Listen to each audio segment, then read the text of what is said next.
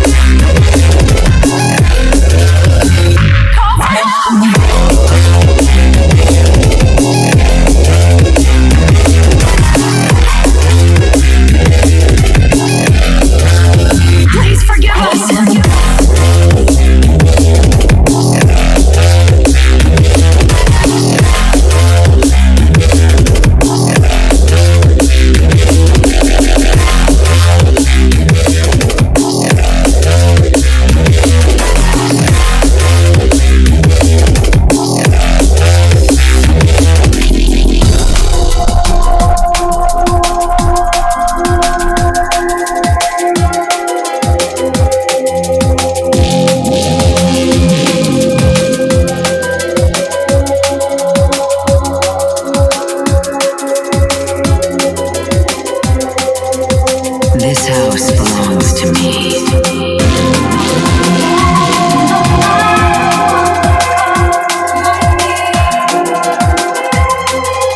This is no dream. This is really happening.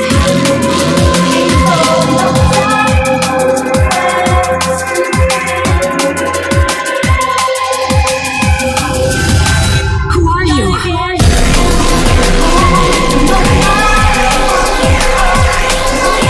Why you do this to me?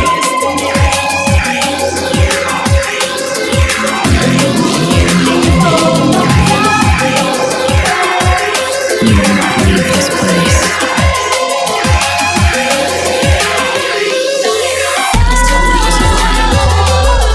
Please, tell me that was you.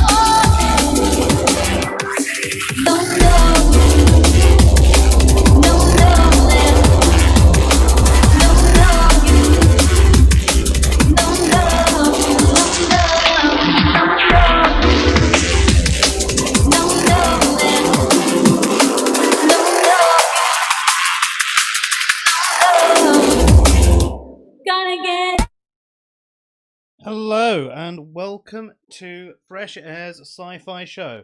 I'm Joe, And I'm Dave. and tonight we are having almost a little bit of a celebration because Dave has just handed in his dissertation for his masters. So I Thank think, you. well done, Dave. I think.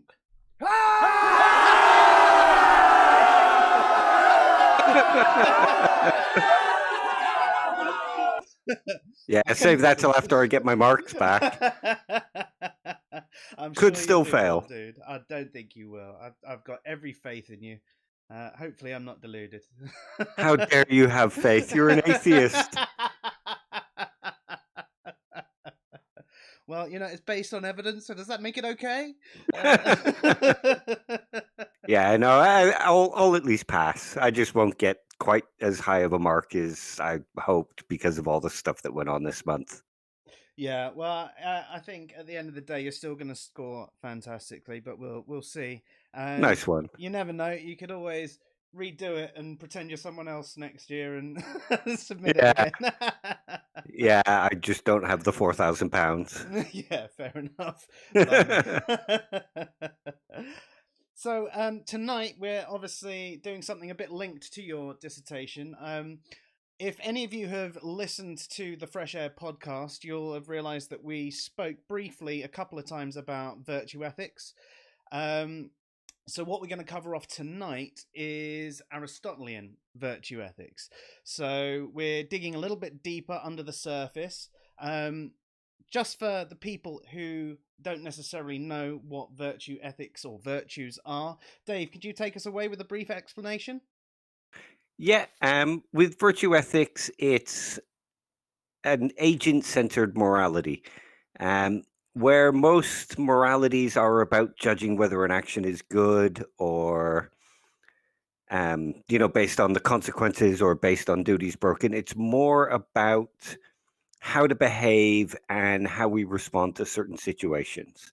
So it's less about making judgments in the sense of consequentialism or deontology, and more think of it as a sort of manners type thing.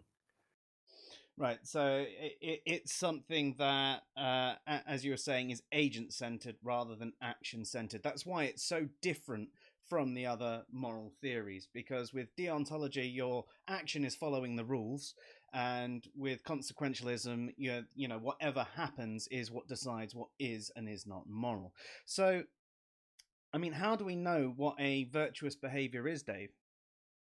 That's the difficult question. You see, in the Aristotelian account, excuse me. In the Aristotelian account, it's not about looking at the behavior and being able to tell if the person is virtuous. Because imagine a situation where you saw somebody saving a child from drowning, or imagine a grandson going to visit their grandmother every day while she's ill and dying to cheer her up and make her feel better. We might think that that person has behaved virtuously, wouldn't we? Mm-hmm. But now, what if you added in the fact that the guy only saved the kid because he thought he was going to get a reward, or he had hopes of molesting the child while they were passed out? You wouldn't think they were quite so virtuous then, would you? No. No. And the same with the grandchild visiting their grandmother. If you understood that they were only doing it because they were hoping to get a bigger share of the inheritance, you wouldn't think they were being virtuous. You would think they were being sneaky and underhanded. Yeah, definitely. Yeah. So in the Aristotelian account of virtue, it's not about seeing how the person acts, but understanding the reasons for why they acted that way. Right.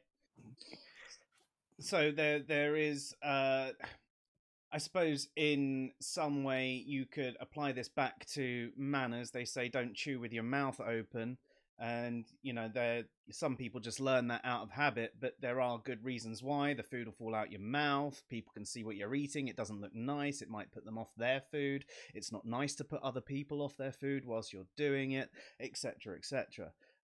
So with the virtue, it's not only behaving in a certain way, it is actually understanding the reasons why you are behaving that way and aiming to do it for a good reason. That's right. Yeah, that's basically the Aristotelian account. So, in a basic way, it's understanding why we should behave that way. So, from the outside in, you would ask the person why they were behaving that way. And if they were behaving that way for the right reasons, we might call them virtuous. But to be a virtuous person, you have to truly understand why you are behaving that way and why it's good, what the reasons are for doing it. It, it it's a more cognitive account, but of course, it's not only cognition. It's about responding. So, in the case of bravery, you might think it's brave to stand there and fight against 5 people because you can take them on. But if you don't have the sort of bravery to do it to begin with, the sort of courage to stand up, that cognitive amount won't, that cognitive ability and that thought and that knowledge won't help you in any way. You have to have, it's a mix of disposition and knowledge. Okay, and as you alluding to, knowledge how rather than necessarily knowledge of and Yeah, how to beat basically. each other. Um, Aristotle calls it practical wisdom. Right. So it's about understanding what to do, what the appropriate response is in a situation, why you should respond that way. Um, Aristotle's account is about eudaimonia, which is living a fulfilled life. So you're not behaving virtuously for any other reason apart from living virtuously is living a fulfilled life. Aristotle's virtue account is about being able to live. It's designed in order to live a better life. So that eudaimonia, it translates roughly to sort of living well and doing well, doesn't it? Yeah, it's a kind of hard word to translate. It means flourishing, living well, doing well, like you said. It's about living the best life possible. And is it as it is, agent centered rather than action centered? Is it just about me living the best life ever if I'm a virtuous person? No, it's about everybody living as well as possible. And when we say it's agent-centered and not action-centered, that's not to say that it's not also action guiding. Because when you know the situation, you can respond to it in a more appropriate way. So imagine if you had a friend and they were about to set out on a venture. Yeah, I can't imagine me having a friend either. But imagine you knew somebody who was about to set up a business venture. Mhm. Now, you would consider kindness as a virtue. I should probably explain a little bit about virtues and how it's worked out. Aristotle thinks the virtue lies in the mean. So the appropriate response lies in the mean. Now, a lot of people might think that that means responding moderately, but it's not. It's, if you think of kindness, you can also think of being a pushover and being arrogant and mean. And neither of those two things is a virtue. Both of those things are vices. Mhm. So the appropriate response when it comes to kindness lies somewhere in between. Um, So so balance is a yeah, big that's part right. of it. So I mean, is there a virtue of balance? Does it have a particular name?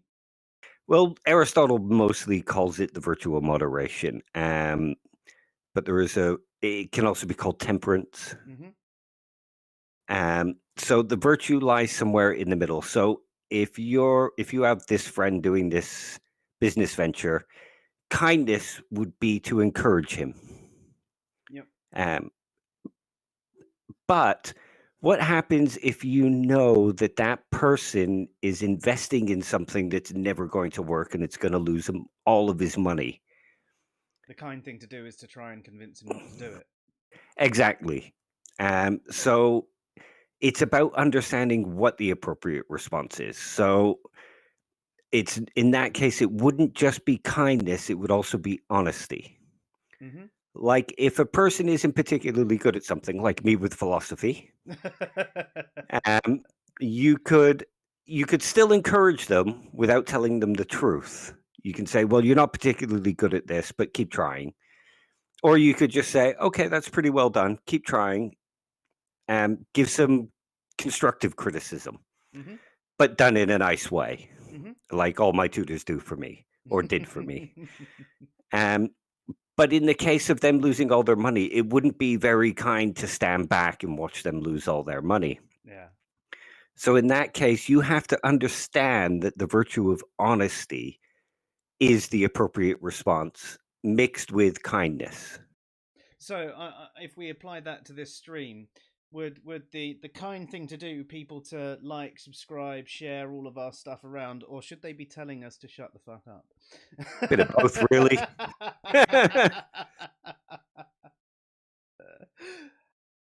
Yeah. But yeah, that's it. It's about understanding and responding appropriately.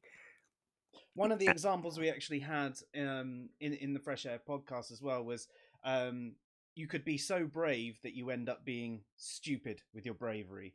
You know, you could be brave and you could stop someone from getting mugged by one, two, three people, maybe at a push. But if there were 10 people with guns and you're there in your underwear, it'd be pretty stupid to actually try and do anything other than maybe try and get other people in to help. So you know, the bravery gets to a point where you're being so brave, you're just being stupid. Well, that's why Aristotle says it lies somewhere in the mean, because doing something like that would be foolhardy, Mm-hmm. or like you said, it would be stupid, because you wouldn't have knowledge of the appropriate response in that case. So you wouldn't be behaving virtuously, because the virtuous thing to do would be to step back and get help. So again, it's understanding the appropriate response to the situation. Somebody might call you a coward, Mm-hmm. but that would be because they are stupid and not virtuous and didn't understand the situation. Yeah, fair. But of course, it could also go another way. Imagine a soldier and him and his troop are pinned down by the opposing forces. Mm-hmm. And the only way for them to get away would be for you to sacrifice your life. Mm-hmm. That would be kind of foolish, but it would also be kind of virtuous because you would be putting yourself forward to make sure that others survive. Yeah, I mean, if it's a case of one of you dies or more of you die, then yeah, the appropriate action it would be to put yourself forward in that situation. Yeah. Um, So that's why it's about knowing and understanding. And of course, in order to do that, you have to have a certain amount of knowledge. Like to be a virtuous person, you can't just be kind. Um, you have to also understand how it's linked to honesty, how it's linked to courage, and all those other things so that you can pick the appropriate response. so you almost need to balance all the virtues at the same time to truly be virtuous. That's correct. But if you don't have any experience of a situation, it can be harder to know what the appropriate action is. You can be as prudent as you wish, but maybe still not have the right conclusion, even though you were trying your best to act virtuously. In that situation where you were doing your best to act virtuously, but just say it didn't work out quite with the best results, would you then no longer be acting virtuously, even though you were trying to? No, because um, Aristotle believes that being a virtuous person and moral values, they're a habitual response. Sorry, they're a habitual response to respond appropriately. So you make it a habit. But it's also considered practical wisdom. It's something that comes about through training. So you're obviously going to make some mistakes. Mm-hmm. But if you've tried to select the appropriate response and you've thought about it and you perceived it that way, as long as you were doing your best to act appropriately and it was in line with virtues, so to speak, you would still be behaving virtuously. So if we went to the situation where, let's just say that there was a mugger again, because that's quite an easy one to do. Now, say you looked at the person who was mugging the other person, they seemed like quite a scrawny, scrappy person, and you were like, I could easily take them and help this person out. And it would be a situation where it's 2v1 as well. Um, so this should be easily doable. But in that instance, they pull out a weapon and they stab you or shoot you or something like that. In that situation, you were acting how you thought would be most virtuous, but ended up with a negative result. Yeah. There's this idea that if you choose the appropriate response, it will always bring about goodness. But in that situation, it wouldn't have brought about goodness, but that would be because you didn't act on all the available information because you didn't know that they had a knife. So in your perception, you would still have been behaving virtuously. And if people were to ask, you could give them your perception and say, well, I didn't know he had a knife. This is how I saw it. And you could still be considered virtuous. So you almost split it there to um, perception of virtue and result of virtue in a way. It's more about the perception of the situation. Right. Okay. So, like you said, you saw somebody being mugged, scrawny guy. Um, he didn't seem to have a weapon. So you responded to what you saw in the way that you felt was virtuous, but then he pulled out a knife and you had no time to react to that. So you were still behaving virtuously because you still perceived this situation this way and you responded with these reactions that were virtuous, but he pulled out the knife and stabbed you. So you were still acting on the knowledge available. Therefore, you were still acting virtuously. So again, it comes back to the fact that it's more agent centered, the way you're behaving, why you're behaving that way, rather than the actual consequences of the action itself. Exactly.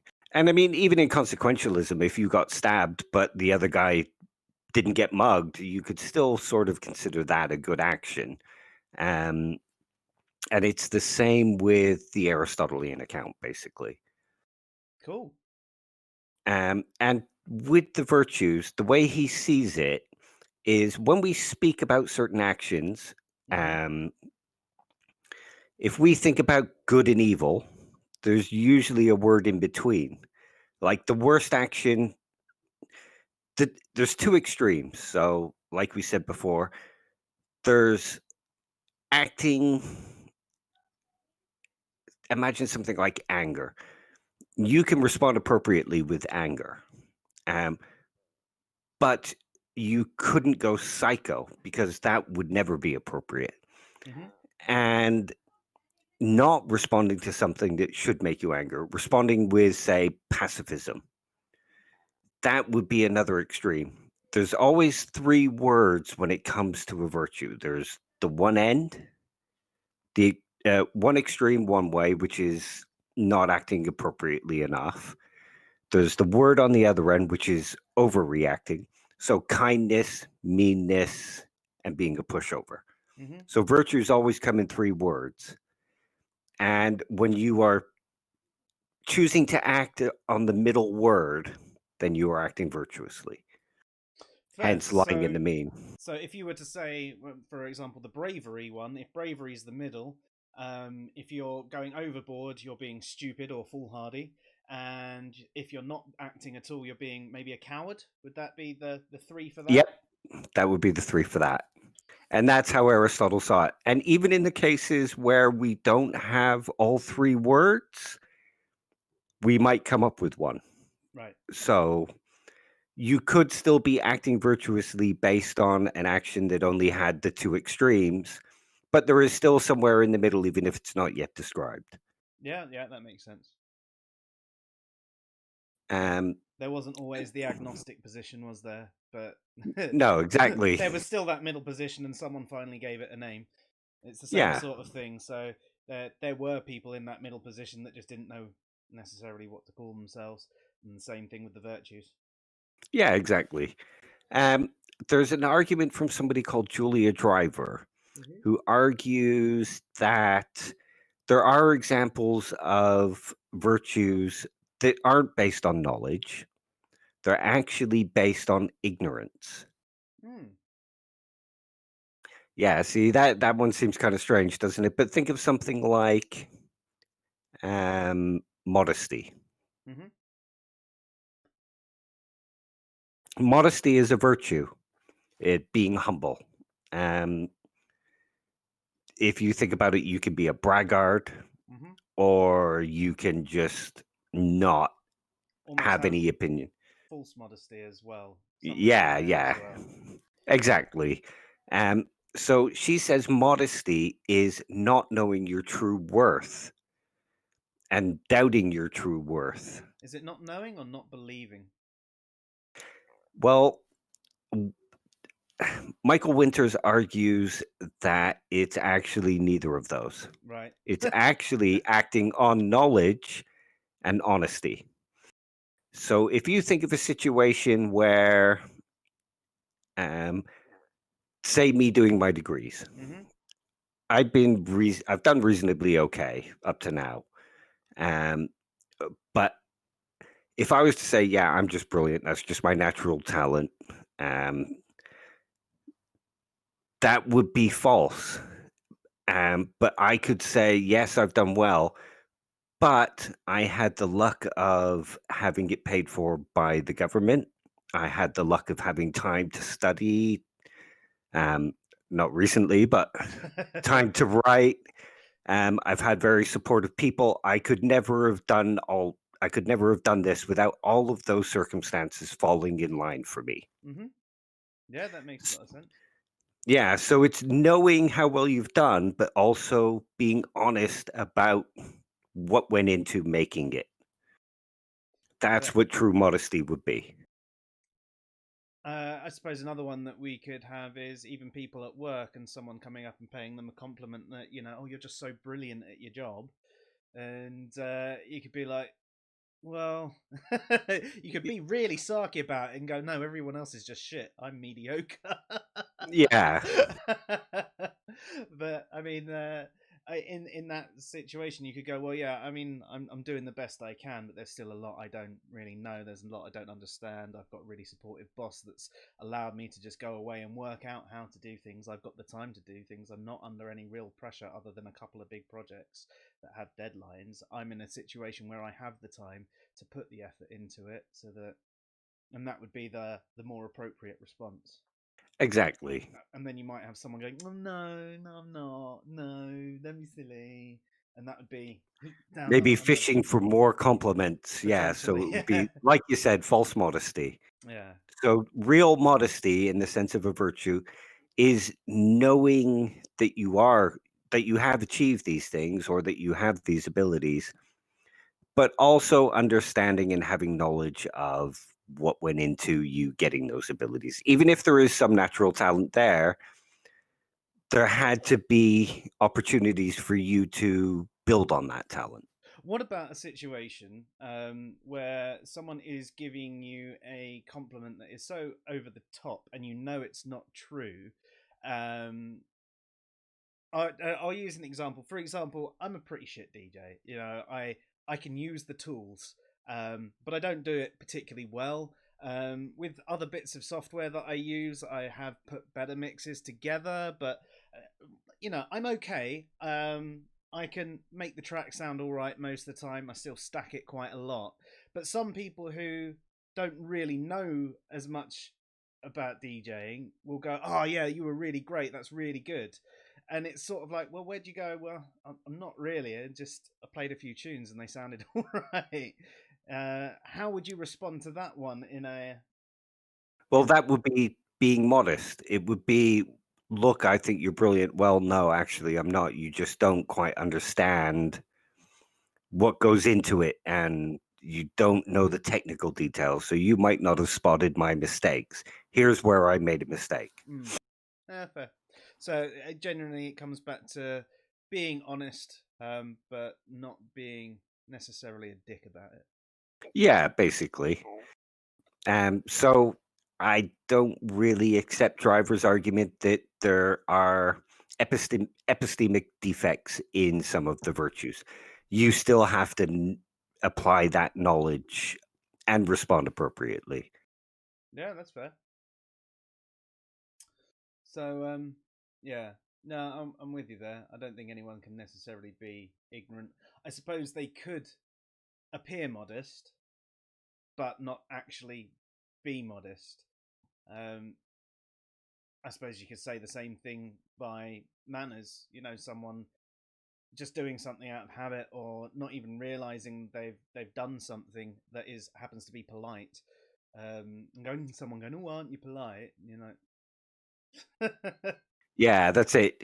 To be virtuous, you have to be behaving for the right reasons, Awesome. which is why virtue training, Aristotle believed, you can train your virtues. You can train to be a virtuous person, but you can't do it simply by copying another person who's considered virtuous. Just responding in the way they do isn't enough to be virtuous. There's a cognitive part to the account, even if there is a non-cognitive part. To be truly virtuous, you have to understand the cognitive part.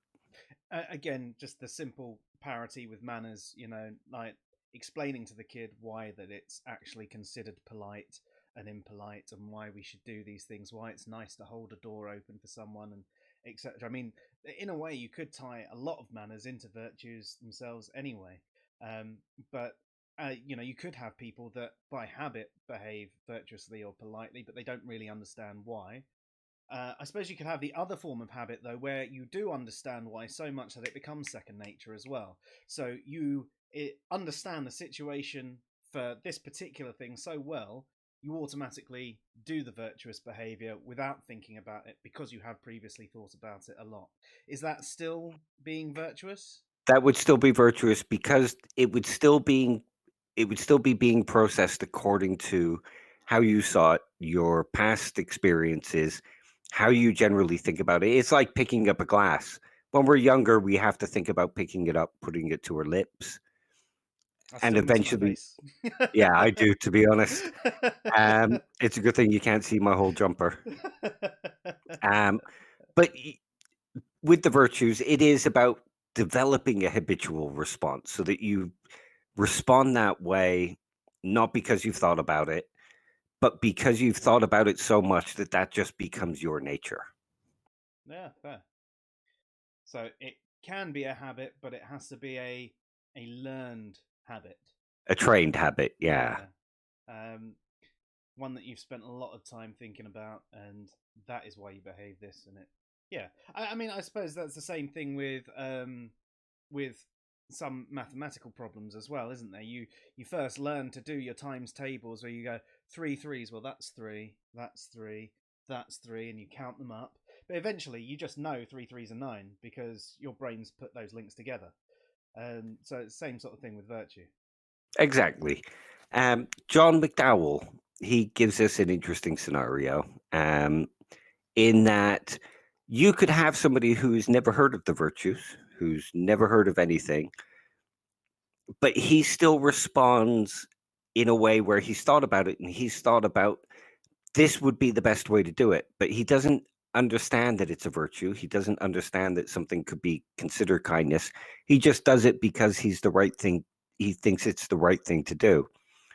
So he would still be behaving virtuously even if he didn't know that himself. So we could describe it as somebody who understood virtue and virtue ethics could look at it from the outside and describe it that way. But that person would still be behaving virtuously even if he didn't understand the virtue account. Yeah, that makes sense. Yeah, simply because of the cognitive element that he's got where he thinks about it and he responds in the appropriate way. Yeah. So you can be ignorant of virtues but still behave virtuously. I suppose that you can be the opposite as well, though. Know every virtue and how to act and just refuse to do it the right way. Exactly. Yeah, exactly. You could be an anti-virtue. Would that be a vicesist? Can't even say that one. Too many. But yeah, I mean, you could have all the knowledge in the world about the virtues and about how to how you should be responding and not respond appropriately. So you wouldn't be considered to be acting in accordance to virtue, but that doesn't necessarily mean you don't have the knowledge to do it. Yeah, and I suppose equally you can have the knowledge and everything, and you can consider things, but sometimes something overtakes you, your emotions, and you behave in a non-virtuous way just out of habit. The instant reaction of when someone hurts you is, "Ugh," isn't it? And you might inadvertently hit them, even though they might have done it by accident. And what you did, your reaction there, wasn't a measured response. It was, they didn't have any intention to hurt you, but you've hurt them, well, in a reactionary way. But that wouldn't be the appropriate way to respond if you allowed yourself to think about it. That's why it's about habitual training. So you do raise a good point, and Aristotle talks about this in that part of virtue, we can't control how our emotions respond to something, but we can control how we respond to those emotions. Yeah. We can train ourselves to respond to those emotions in a particular way. Sometimes they might get the better of us, obviously, like you said. Like stub your toe, you can say, but you know what I mean? Out of habit. But you can also then train yourself out of those habits with enough patience and time and thought. Consider it something like mindfulness. Or a little bit of stoicism as well. Yeah, the Stoic account of virtue could be said to be developed from these things. Not necessarily, but it's a very similar kind of outlook. Yeah, fair. Yeah, interesting. So, what's next on the cards? For what? For our next chapter in the virtue. Oh, I mean, we could discuss quite a lot. like whether or not it could be considered knowledge. Mm. I come to the conclusion that it is. Like I said earlier, it's a form of practical wisdom. It's a form of understanding how to behave. There's another thing that could be mentioned here in that acting virtuously isn't there isn't a purpose. Aristotle talks about virtue in the sense of being an intellectual skill. Mm-hmm. So there's a couple of kinds of skills. There's a technical skill and there's the intellectual skill. Mm-hmm. A technical skill is something like, say, a painter or a sculptor or a carpenter. And you can tell how good those people are just by looking at the product of their work. Um, so you can tell that they have good skill just by looking at them, Mm-hmm. looking at the product they produce.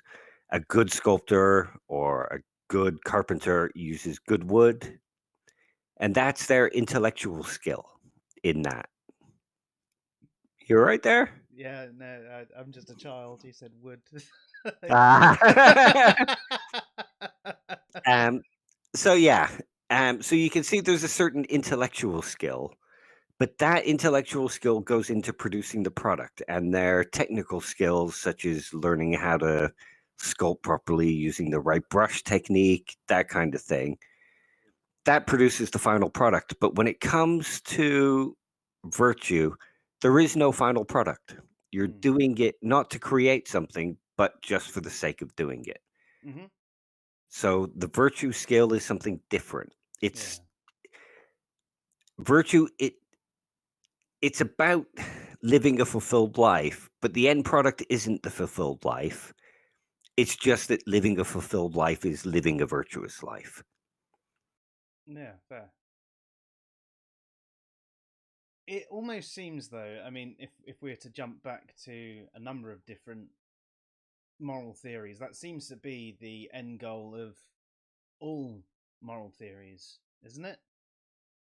Well, within Yeah, reason. I mean, there's a few of them that obviously contradict that, like moral nihilism, but they yeah. all seem to be, at least the ones that don't go, no, it doesn't exist, or similar, are all trying to get someone to have a fulfilled life, and not just for them, but everyone around them, to get humans to flourish.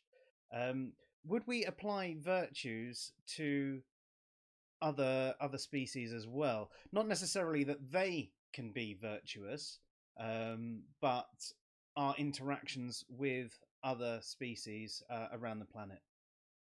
Well, yeah. I mean, if you consider it something like kindness, being kind is not intentionally causing something else pain.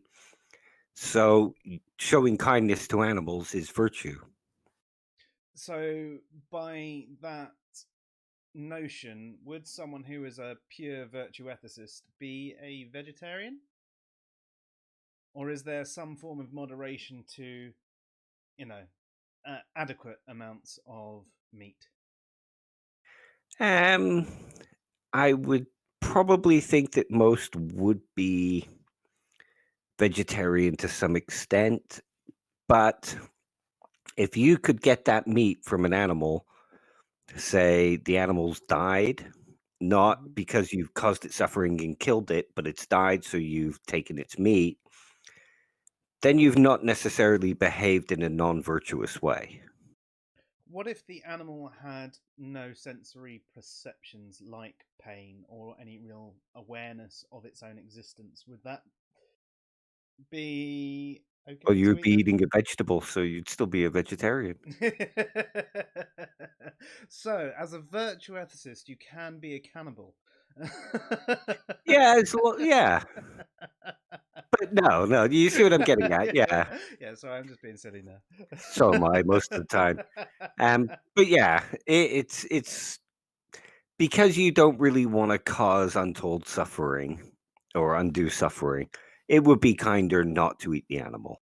Yeah, yeah, that's fair enough. Um, I suppose we could look at a number of moral theories and say that that probably would be the case. What about a situation where someone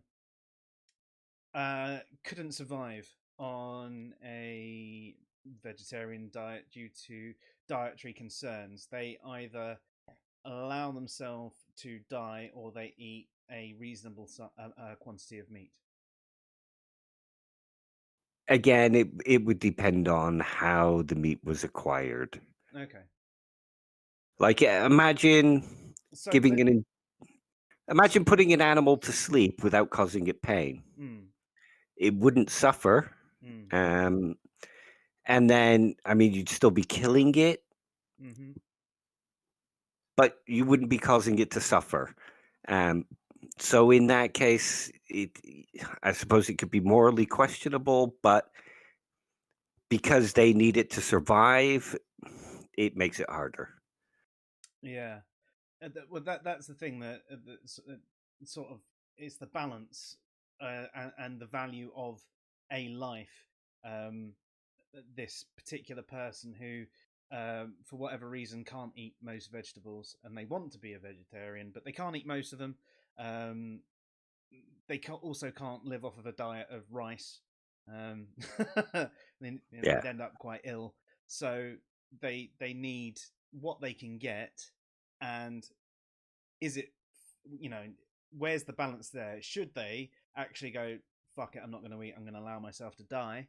Or if the only way to survive is to, say, kill an animal, I don't know. Yeah, that's a difficult one. Yeah. Um, well, Aristotle, when he talks about virtue and about goodness with virtue and about the good life, it's intrinsically about humans. So I guess you could say that in order to save your own life, you could eat an animal. I mean, Aristotle believed in slavery, so That seems a bit strange for someone who's a virtue ethicist. yeah. But he saw it as a kind of natural order. Right. So That's a subject he for was, another time. yeah. Is it more of a case of he was brought up in that environment, so he didn't question it? Kind of, yeah. Yeah. Okay. We'll definitely bring that one up for another time. I'd like to do a slavery one. Actually, Yeah, it's I would need to actually reread a bunch of the stuff to get it correct because it was years ago that I read it. But yeah, he believed in slavery, unfortunately. ah, Brilliant guy, but who's without faults. yeah, yeah. And I suppose, we can be somewhat charitable with the fact that it was a very, very, very different time, and had he the knowledge and experience that we've had ourselves, I mean, we can look back and say, well, that was clearly wrong, um, but it might not have been clear then. So Well, I mean, if you're an emotivist, you would say that there is no true moral thing, so it's just an expression of preference. yeah, but I'm not. No. But yeah, that's generally it. I mean, in those days, things were seen very differently. Yeah, yeah, and certain allowances must be made, I guess. Um, Obviously, not to say that it's acceptable that they did those things, because we don't view it as acceptable, but just an understanding of it being such a different time. Yeah. And again, that's responding to the situation appropriately because you're responding in a charitable way. So you're kind of showing virtue. You're showing an understanding that maybe they weren't quite as informed. He might have had his thoughts influenced culturally and came to some very bad accounts. Hmm. Yeah. And I mean, it shows you the actual brilliance of he's not the only one who came up with virtue ethics. Obviously, you had Plato, Socrates, the Stoics, Epicurus, The but Taoists. yeah, sort of. Even Confucius was sort of a virtue ethicist, but you wouldn't call him that. But he Hmm. believed in the virtues, and he thought they were one of the most important things for human development. Was it Confucius that came up with Wu Wei? No, I don't think it was. No. I mean, it might have been. I don't Or know as Lao much Tzu? about. Could have been Might. Lao Tzu, yeah. Uh, Um, I'm not as up on Chinese philosophy as I wish I was, so oh, I'm not entirely certain. I am. I'm not either. It's one of those ones that I remember. I mean, another podcast to check out. Any of you is Philosophize This. I still don't have anywhere near the time I used to. Before we were working from home, I used to walk home every single day, and it's about a 6 kilometer walk. So I'd have enough time for probably 2, maybe 3 episodes. And yeah, it's just one of those things where it teaches you a lot of stuff in a short space of time in a really interesting way. And yeah, the wu wei was the act of inaction, essentially. Be like water. So it's imagine a giant rock boulder in your path. Be like water and allow yourself to sort of wash over it and not really do anything, and slowly you'd erode away at it and you'd be able to get by. And that one is one that I am awful at because I am incredibly reactive. And I need to learn to be better at that one, but it's one that always comes into my mind whenever I'm having a discussion about the more Western side of virtues. I always call back to Wu Wei. Yeah, it's an interesting one. Virtue training can help with that. Yeah. So Yeah. you're going to train us. Should we have like a online training? You can be my Aristotle. I'm afraid I'm not good enough at virtue ethics for that, or know enough. I'll let you call me Betty if I can call you Aristotle. Okay. But that's one of the things that you can find in Plato's Meno. So there's a discussion about whether virtue is actually teachable, or is it something that we learn? Can it not be both? How would you teach somebody to be virtuous?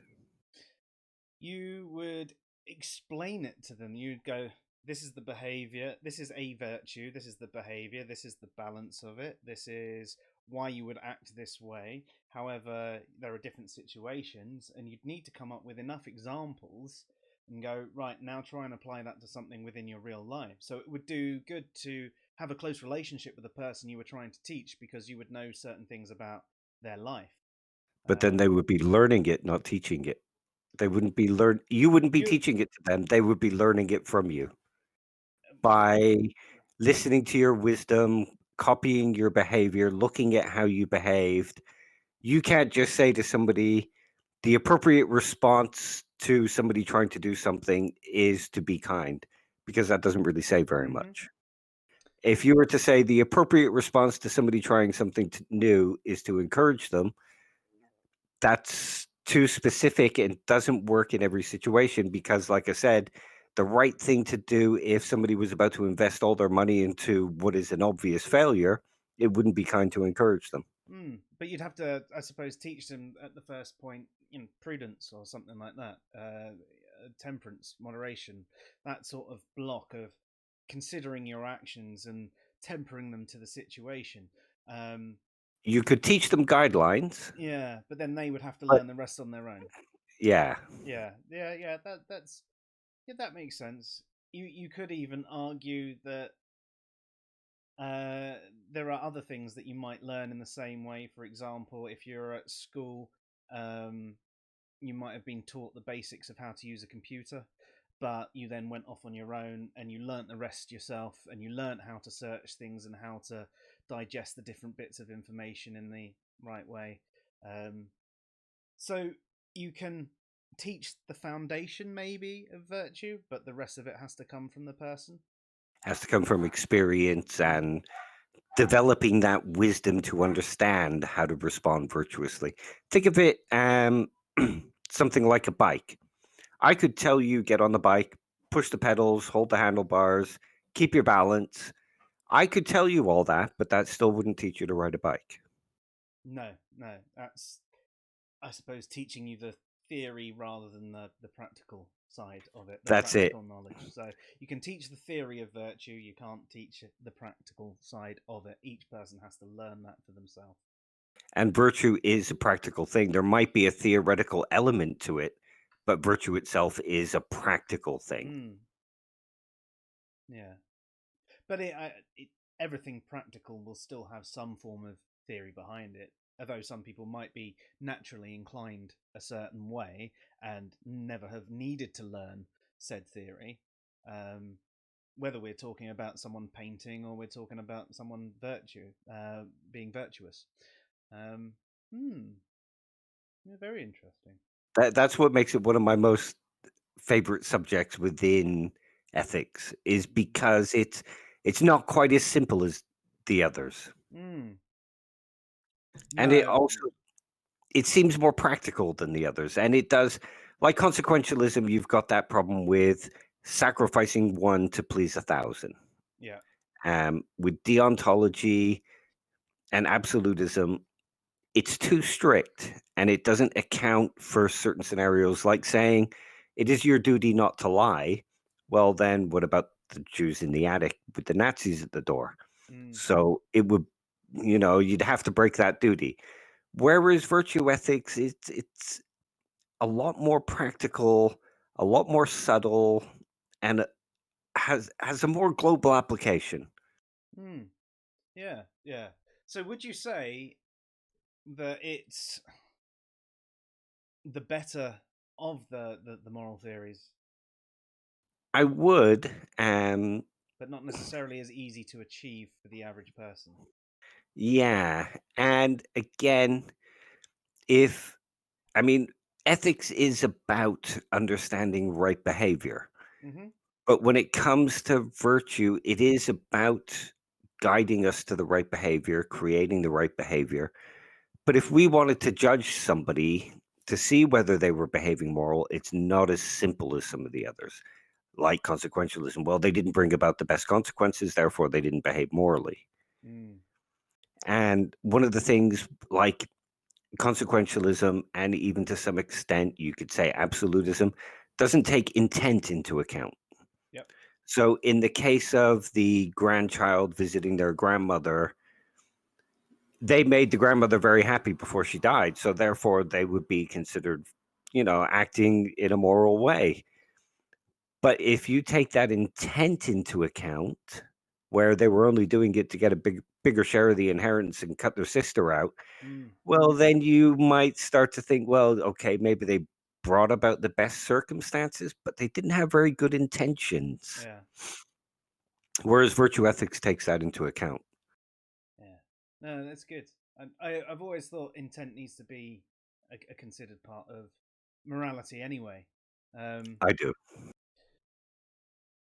I Also, mean, you could intend to kill um, you could intend to kill Hitler, but shoot somebody else and kill them instead.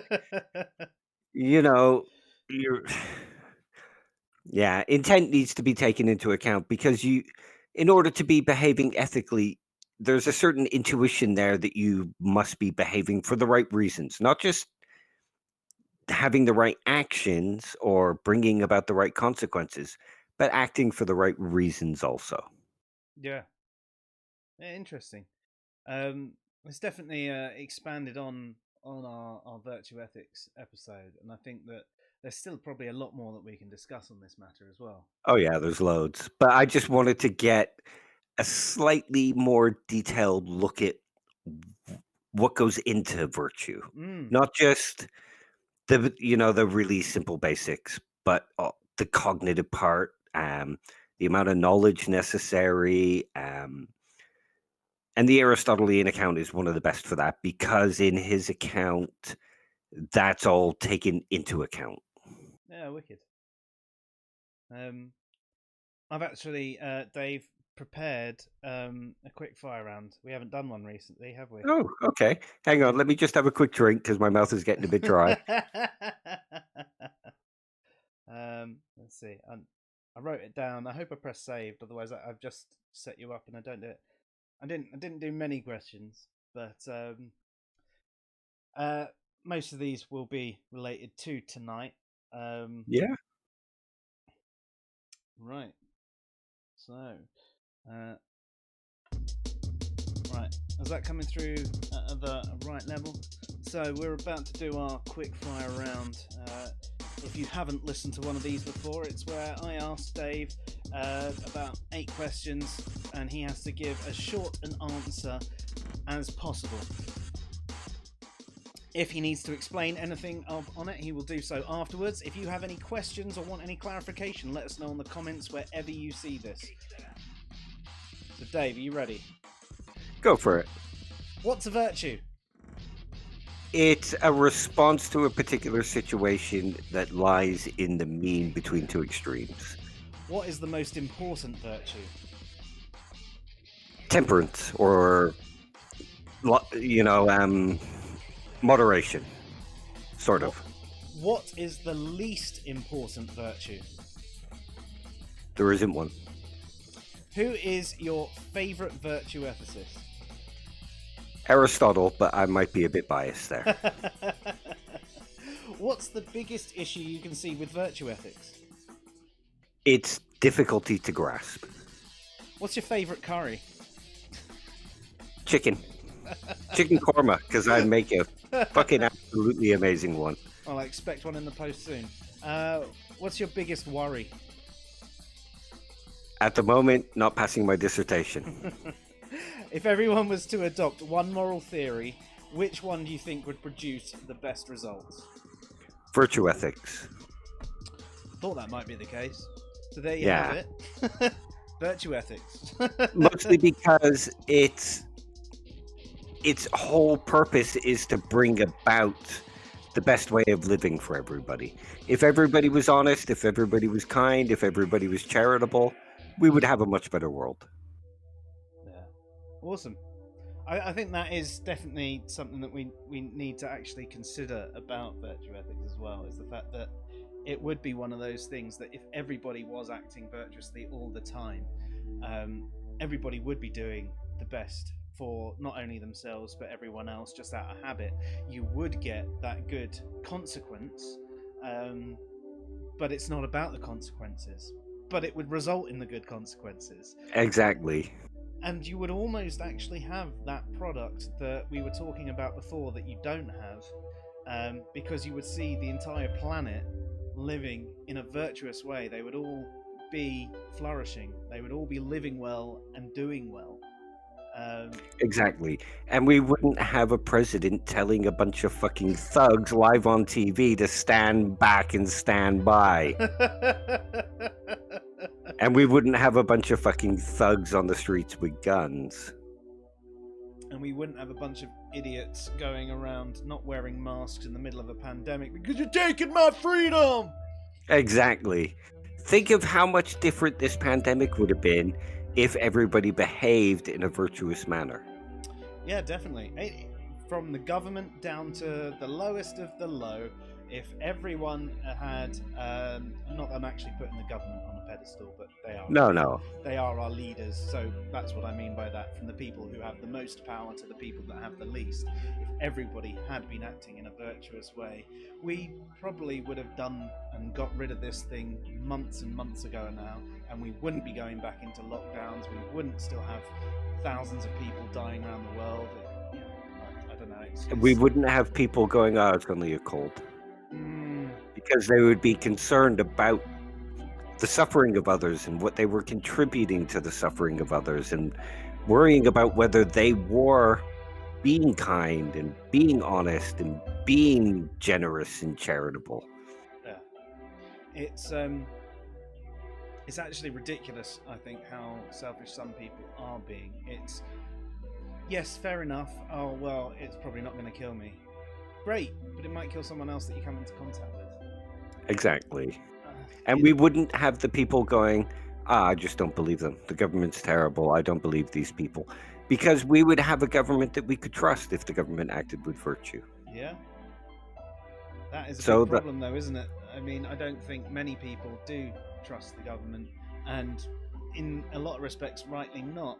But there are times when there's a mass consensus from the entire world's governments and the scientists and everything like that, and you've got to think that maybe there is something to it. Maybe your conspiracy theory is a bit whack.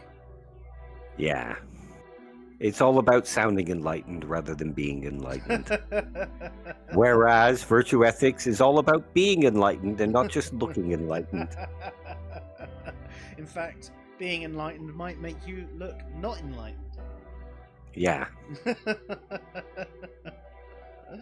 So yeah, my favorite one would be virtue ethics, or not favorite. Just it's the one I think would be the best one if people adopted. Yeah. And to be honest, I think it should be taught in schools.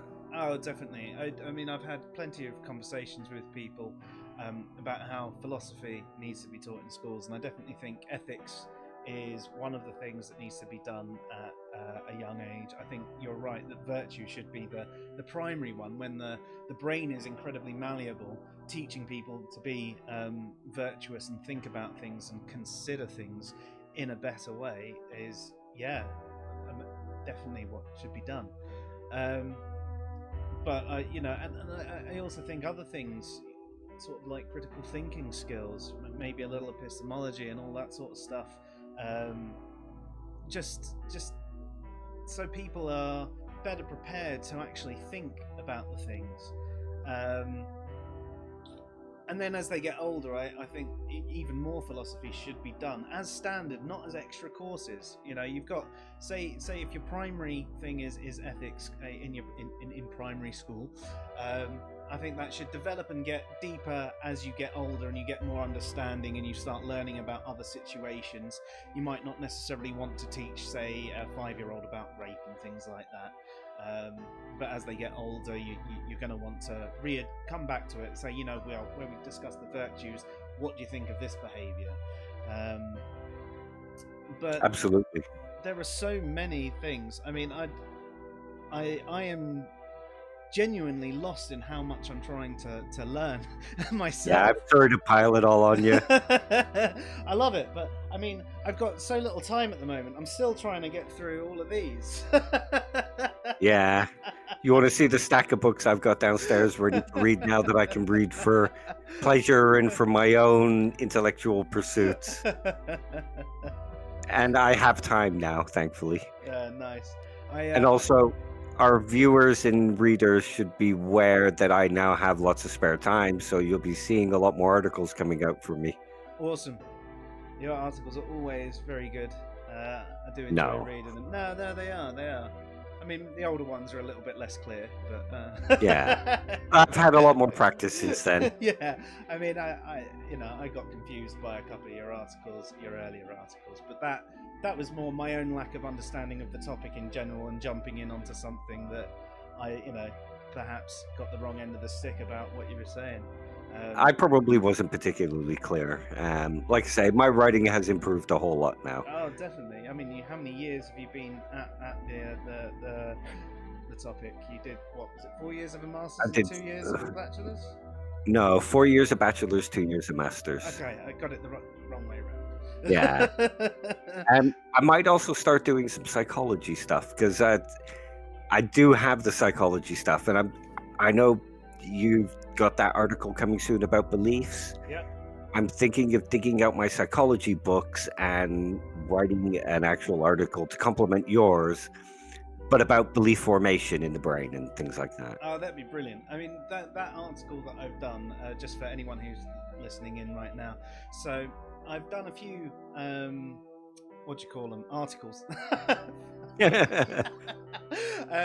About beliefs and rationality and logic and things like that. And I think that I put almost too much detail into these articles, and perhaps the message was somewhat missed. You almost needed a greater understanding of the topic to actually appreciate what was being said. So I've done a really basic beliefs and rationality, just discussing what a belief is and what rationality is and how to apply the two together. And that's out tomorrow about 3 p.m. GMT, 4 p.m. GMT. I'm not sure what time I set it for, actually. It's a good article. I've read it. And there's... I just hope that it sort of can come across in the right way. Obviously, any feedback on it. Whether it's a critique of anything, I'm always open to that sort of thing. It's the only way that I find that I ever truly improve, when someone offers that constructive criticism, whether it's tonality or poor grammar or anything like that. I genuinely appreciate all of that. Also, now that I've got more time as well, Tom Jump should beware, because I can now have time to go through his videos and pull his arguments apart. Yeah, that'd be a good one, actually. I'm looking forward to doing a bit of a video review. And also, guys, I mean, out there, we've done a few different videos recently. So some where we have, what's the word? I've been DJing throughout the entire episode. Some where I've been just DJing beforehand, and then just allowing it to be quite clear. So if any of you have a preference, please let us know, because at the end of the day, we love these conversations. We love having them. I enjoy having a mix. But if you find it easier to watch these without me having a mix and just doing the mix before Dave gets here, then I'm fine doing that. But equally, if you prefer me having the songs going on in the background and you find it a little bit more interesting with that going on, then equally I'm happy to do that too. Also, if anyone has any tracks that they want me to spin, so when I'm DJing, I'd prefer to do drum and bass, glitch hop, house, or breakbeat. But for general background music, or if anyone wants a promotion, I'll play pretty much anything. So other than the genres I mentioned, I do like my rock, metal, ska, punk, and all that sort of stuff. Dave loves his gabba, but I think we'd get I love everyone ska tuning punk.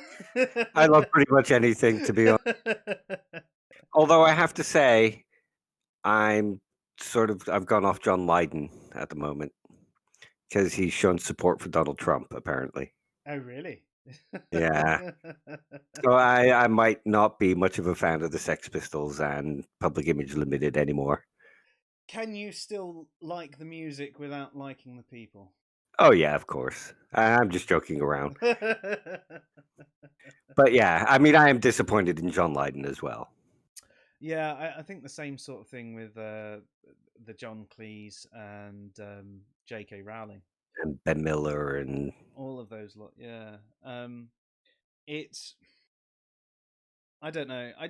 To be honest, it's one of those things where what I have gleaned from that is there is a lot of her saying I'm not transphobic, but transphobic, and then being transphobic with a response, like saying transphobic things but claiming not to. It's like someone going, well, I'm not racist, but all black people are stupid and lazy.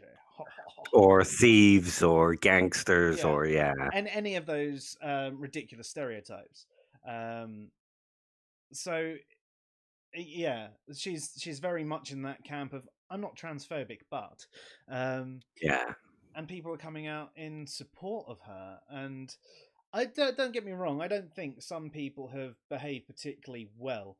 They haven't behaved virtuously in response to her. Yeah. And I think that maybe that's where some of the support for her has gone, because she's been attacked in such a way that she's going to double down.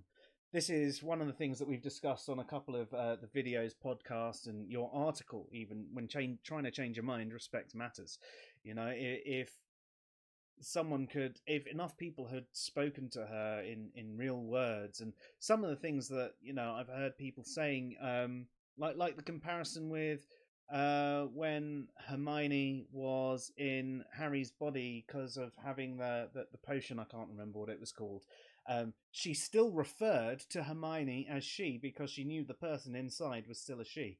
And having those comparisons, and if every talk with her about this sort of thing had been done in a better way, she might have changed her mind. But instead, people have been horrible, and I understand why they've been horrible, but it's resulted in her probably doubling down, and other people who are friends, colleagues, whatever, have shown support for her because people are being horrible. Not because they necessarily agree with being transphobic, but someone's attacking your friend. And when someone attacks your friend, even if your friend's been a bit of a dick, you protect your friend. You do. I mean, so I sort of understand why these people are showing support for her. I hope that they are doing it just to protect a friend from hate rather than being in agreement with the transphobic statements. I think there could be a bit of both. I mean, if you consider the brand of feminism that she would have been brought up with in regards to fighting for women's rights, expressing the idea that women are people too, all that kind of thing. Um, what she'll see wrongly, but what she'll see is men coming into women's spaces, mm, or the idea from the feminism that men are trying to control women, or men want to be involved in every space. I mean, if you think about something like black people only spaces in colleges so that they can feel safe about what they discuss, there's a lot of white people that go, well, why aren't I allowed in there? yeah. So she might have a kind of idea that it's just men invading women's spaces, or men trying to devalue women in some way, that kind of thing. Mm. S- so it's probably influenced by the brand of feminism that she was brought up with. And I don't agree with it, but I can sort of understand where she's coming from. I don't think she's right, but attempting to understand where she's coming from and arguing rather than just shouting transphobia, arguing from within that position and showing why it's wrong might work a little better.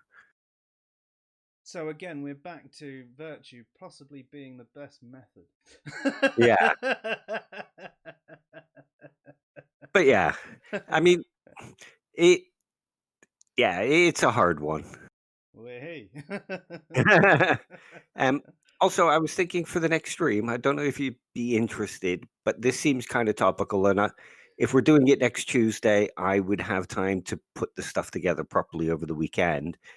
But I was thinking, how about a stream on nationalism? Yeah, yeah. I'm up for that actually. Our standard days are Tuesdays and Thursdays, unless something comes up, and there is nothing in the diary. So yeah, Okay, nice one. Let's do a stream on nationalism. on Tuesday. Uh, Cool. yeah, not just the nationalism of somebody like Trump, which is white nationalism, but there's all different breeds of nationalism. So So it might be do you mean interesting like to cover national pride? Would that sort of come into it? something, yeah, something like that. Um, there's a philosopher called Martha Nussbaum who talks Mm-hmm. about benign nationalism, and there's a few other philosophers who discuss it. And I'm thinking of discussing something like that. Yeah, fair. No, that sounds good. I'm up for that. Typically, I tonight's stream was supposed to actually go into the event on YouTube and Facebook and all of that jazz. Um, and it still hasn't done it. So one of the things that we're doing is multi-streaming to a number of different platforms. And one of the things that you can do is set up a live stream, for example. And what what what I was doing before was I would set up the events and then I just press start streaming to my multi-streamer. But I found out that that's not what you're supposed to do. If you set up an event, there is a special key that you actually pick up and you put into your broadcaster, which actually takes away a lot of the things like the chat room and stuff like that. But I haven't actually seen many people chatting in there today. So it's it still hasn't actually gone on the YouTube um, Aristotelian Virtue Ethics. I need to check the Facebook and whatever. But I do apologize, everyone out there, as to why you're not seeing our streams. If it continues to go this way, and subscribing to the events actually doesn't help the end result, then I will look for a different methodology. I might start not multi-streaming and choosing a particular place to stream where we can actually set up these events. So I do apologize to anyone that has missed the live stream because they didn't get the notification. Um, you were supposed to. I did everything the way I was supposed to, instead of being wrong like I have been doing it for the last couple of months. And it still hasn't bloody worked. I think we should just be honest here and say nobody watches this anyway. Nobody likes what we have to say. But you know what? We're still going to keep doing it anyway because we just love having the conversation. Yeah, definitely. I'd also like to try something a bit different with you at some point as well, Dave. I Ooh. don't know if it would work. Well, hey, yes, yes, strip philosophy. I'd like us to have a go at playing a game or something like that, but maybe something like Civilizations, where we can maybe have like both of our screens on the thing and have a watch of what we're doing, but whilst discussing a particular topic at the same time. So instead of having a mixed up philosophy session, we'll have a gaming philosophy session. I don't know how well Sounds good that to will me. actually work, but it might be just something different to try. I think we should do it at least once and see how people respond. We tend to have quite good responses to our videos. I'm looking forward as well to having Tim O'Neill back on the stream. Yeah. And Hopefully. Aussie. Oh yes. Oh yeah. Yeah. I need to chase him up. Actually, he said he was going away, but he'd be back this week. So, or is it Monday week? I think it's Monday. He's back. So Aussie has joined our Discord server, and he's going to come on and have a conversation with us about new atheism. So, just to basically give you an idea, there was the new atheism as it was supposed to be, the new wave of atheism, and it was coined back in 2006 by a particular journalist. And there is the new atheism as it has become. So we'll be discussing those two sides to it. So hopefully you'll all enjoy that one. And yes, Tim will be back to discuss the historical method based on some of the weird responses we got to that stream, and also looking at some other common mistakes people make with history. I think it was an Alexandrian thing he wanted to discuss. I can't remember off at the top of my head, but I'll send out invites and everything to that as well. Nice one. But And I should be able to make that one. yes, Hopefully. you will. You're just not allowed to go out for a week beforehand. I know. I'm just never seeing my family again. Win-win. Yeah. Yeah. I quite like my family. It was just bad timing for me to get ill from one of them. Yeah, I know. I'm being harsh just for shits and giggles. No, you're not. You're being a cunt. Yeah, well, that's me. Why do you think my DJ name was Wizard Sleeve?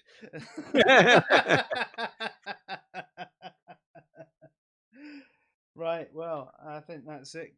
Ladies and gentlemen, you've been listening to the Fresh Air Sci-Fi show from Answers in Reason, and I'm Joe. And I'm not Joe. Good night. Good night.